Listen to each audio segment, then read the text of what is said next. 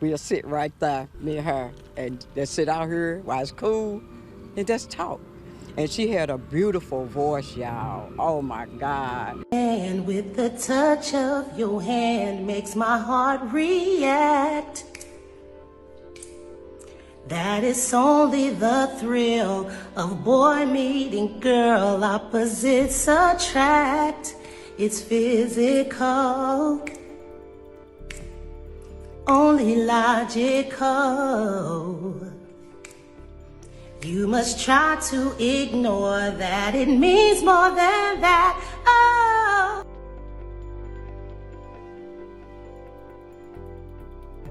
A grandmother's voice, silenced. An 11-year-old's laughter, stolen. 2 lives taken not by a stranger breaking through windows, but by someone who shared their dinner table every night. Someone who called one of them mom and the other niece. On June 15th, when Berkeley police arrived at that modest home on Redford Drive, they found a scene that would haunt seasoned officers for months. Blood everywhere. 3 knives, 2 bodies, and standing outside in the street, covered in blood, pacing back and forth in eerie silence, was family. This is the story of Miyoshi McLeod and her granddaughter, Myelle Harris. A story where love wasn't enough, where warning signs were ignored, where the system that should have protected them didn't. And once you hear what really happened in that house, you'll understand why sometimes the most dangerous person in your life is the one you're trying to save. Miyoshi McLeod wasn't just another victim. She was Seattle's songbird, Berkeley, a woman whose voice could stop conversations and heal hearts.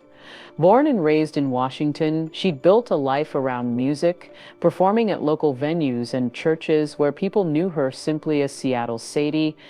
But music wasn't her only calling. Miyoshi was a mother to 3 sons, and when life got complicated, she became something more, a grandmother who would move heaven and earth for one special little girl.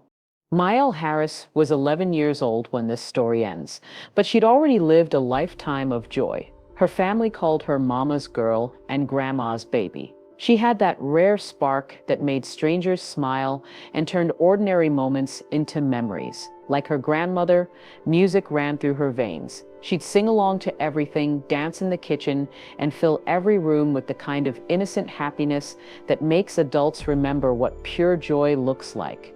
When Miyoshi decided to leave Seattle for Berkeley, Missouri, it wasn't because she was running from something. She was running to something, a fresh start near extended family, a chance to build something better, and she didn't make this journey alone. She brought Myelle with her, along with her middle son, Laurencio Kane. From the outside, they looked like the perfect family unit. 3 generations under one roof. A grandmother pouring everything into raising her granddaughter. A son who publicly praised his mother on social media, calling her his best friend and his heartbeat. In the music videos they made together, you could see it, this tight-knit creative family. Miyoshi's soulful voice anchoring her son's rap verses. Everyone laughing, dancing, creating together. Laurencio would post tributes to his mother. "My mom is the reason I'm sprouting into the man I set myself out to be. I'd be lost without you." And maybe he meant it. Maybe in those moments he genuinely loved her. But love and safety aren't the same thing, and good intentions don't stop bad endings. Because while Miyoshi was building this new life in Missouri, trying to hold her family together through music and unconditional love, there were cracks forming, cracks that had been there for years, growing wider with each passing month. Laurencio Kane had what family members later described as a documented history of mental illness. But it wasn't just the kind of struggle that stays quiet and manageable. Court records from Washington state painted a different picture entirely: assault charges, second-degree robbery, felony firearm possession. This wasn't a young man having a rough patch. This was a pattern of violence that had been building for years. And yet, there he was, living in that small Berkeley home with the 2 people who should have been safest from his rage, his mother and his 11-year-old niece. Miyoshi knew, of course she knew. Mothers always know when their children are in trouble, but knowing and knowing what to do about it are 2 different things entirely. So she did what loving mothers do. She opened her home to him. She gave him another chance. She believed that her love, her support, her presence could be enough to keep everyone safe. Neighbors in Berkeley would later describe seeing them together regularly. Miyoshi and Myelle, always side by side, always smiling. The little girl who brought light wherever she went, and the grandmother who protected that light with everything she had. They'd moved to this neighborhood just over a year earlier, and already people knew them. Miyoshi would sit outside in the evenings with neighbors, just talking. Her voice was so beautiful that casual conversations would sometimes turn into impromptu performances. One neighbor, Carla, lived just a few houses down. She'd remember those evening chats fondly. We'd sit right there, me and her, and just talk while it was cool, and she had a beautiful voice, y'all. Oh my God. But inside that house, tension was growing. The man who made music videos with his family, who posted loving tributes to his mother, who seemed to adore his niece, was becoming someone else entirely. Someone who made threats. Someone who scared the people who loved him most. And on June 8th, exactly 1 week before everything would end, Miyoshi McLeod walked into the Berkeley Police Department. She was tired, she was scared, and she was trying to do the right thing. She told them her son was making threats against her and against Myelle. She wanted help. She wanted protection. She wanted someone to step in before things got worse. The officers listened. They explained how to file for a restraining order. They gave her the paperwork. They told her the process. But no emergency protection was issued that day. No immediate safeguard, no follow-up check, and for reasons we'll never fully understand, exhaustion, hope, the overwhelming nature of turning your own child over to the system, Miyoshi never completed that restraining order process. Maybe she thought things would calm down. Maybe she believed that maternal love could still reach him. Maybe she was just too worn down from years of trying to save someone who didn't want to be saved. Whatever the reason, that visit to the police station would be her last chance to change the ending of this story, because exactly 7 days later, the threats would become reality, and 2 innocent lives would be lost forever. 7 days. That's all the time that stood between a mother's cry for help and a child's final phone call. In that week, between Miyoshi's police visit and the murders, life in the house on Redford Drive continued. Neighbors saw nothing unusual, no screaming matches, no obvious signs of the violence that was building inside those walls. But that's the thing about family violence, it often wears a mask until the very last moment.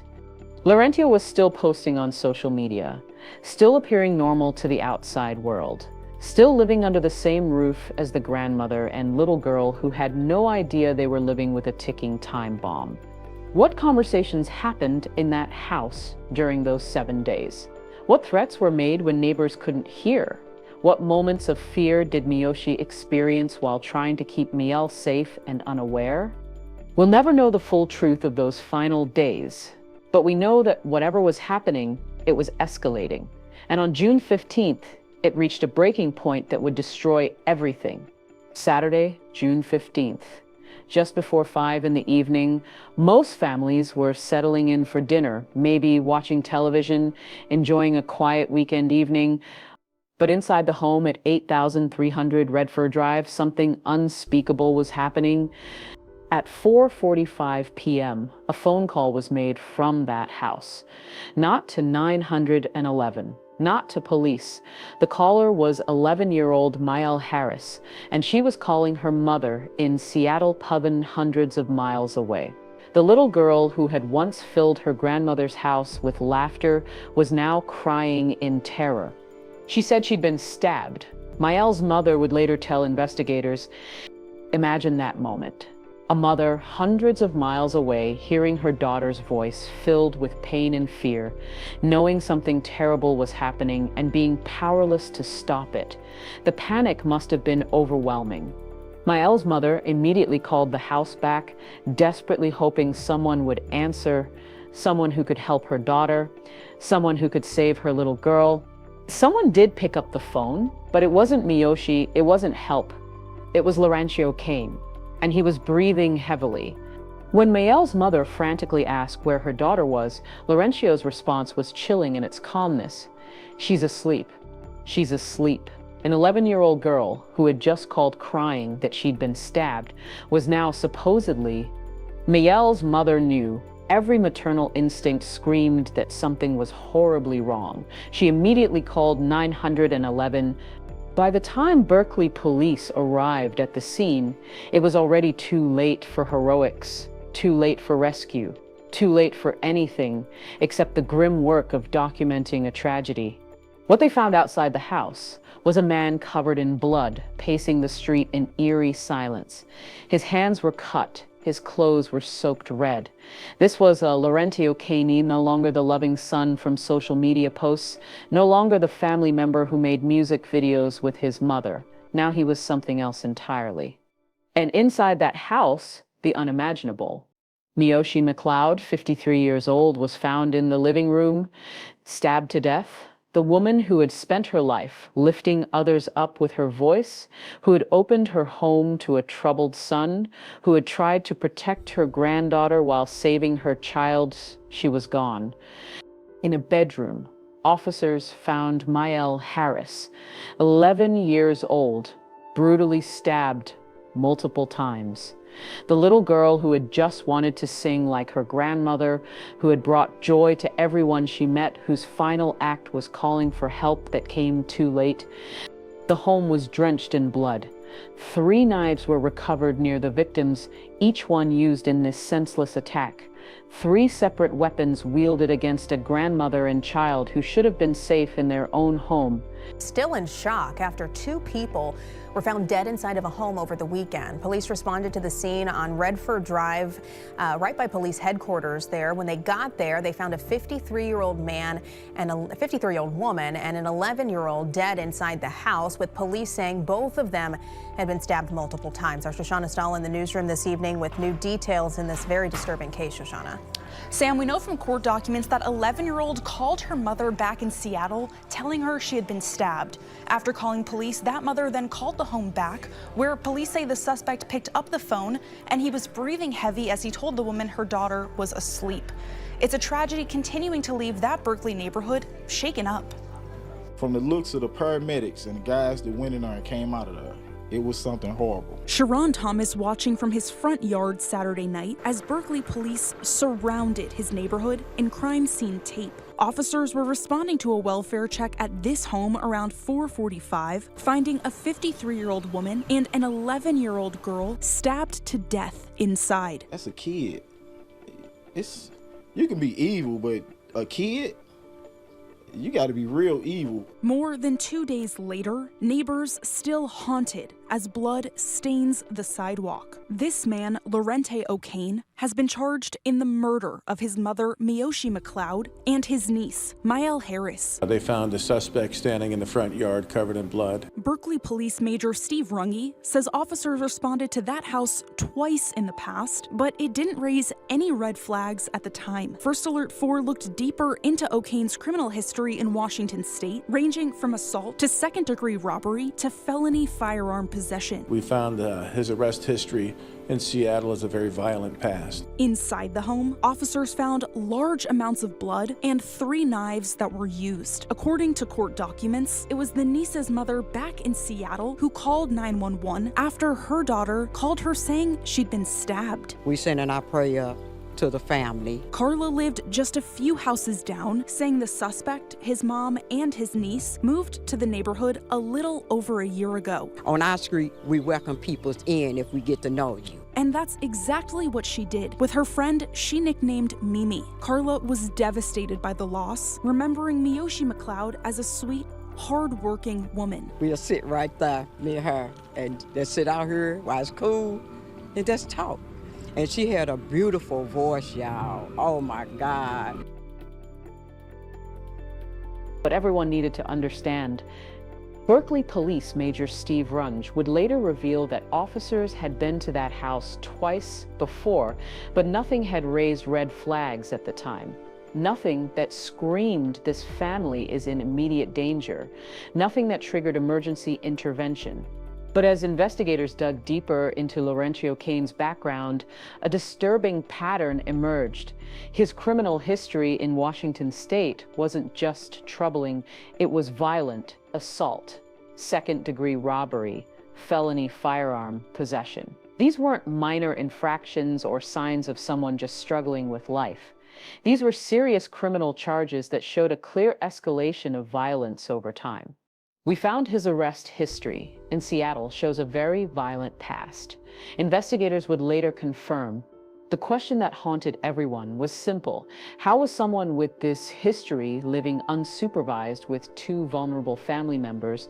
How did the system allow this to happen? The forensic evidence told its own story. The amount of blood in that house, the multiple weapons, the defensive wounds that showed Miyoshi had tried to fight back, tried to protect herself and possibly her granddaughter. Every piece of evidence pointed to a sustained, brutal attack that could have been prevented if the right intervention had happened a week earlier. But the investigation would uncover something even more disturbing. On July 19th, just over a month after the murders, Laurencio Kane was hit with an additional charge that made an already horrific case even darker: possession of child pornography. A single illicit image was found during the investigation, graphic enough to warrant a separate felony charge. This wasn't just a man who had snapped in a moment of mental illness. This was someone with deeply disturbing patterns of behavior that painted a picture of a predator living under the same roof as an 11-year-old girl. Laurencio Kane was arrested at the scene, still covered in the blood of his victims. There was no chase, no dramatic confrontation, just a man standing in the street, having destroyed the two people who loved him most. He was charged with 2 counts of first-degree murder, 2 counts of armed criminal action, and later 1 count of possession of child pornography. As of now, he remains in custody without bond. No plea has been entered, no trial date has been set. But the charges speak for themselves. This wasn't manslaughter. This wasn't a crime of passion. Prosecutors are treating this as first-degree murder, intentional, premeditated killing. The legal process continues to inch forward, but for the families left behind, no court verdict will bring back Miyoshi's voice or Myelle's laughter. No sentence will undo the trauma of that phone call or erase the image of 2 innocent people who died at the hands of someone they trusted. In the aftermath, family members gathered in Seattle and Berkeley to remember 2 lives that mattered. Miyoshi's sister, Shawanda Taylor, spoke with painful honesty. They failed them. The system failed them. They failed our whole family. But even through their grief, the family's message was clear. We still love our nephew, but we have to talk about mental health. Because if we don't, this will happen again, somewhere else, to someone else. Vigils were held, candles were lit, money was raised to bring their bodies home for proper burials.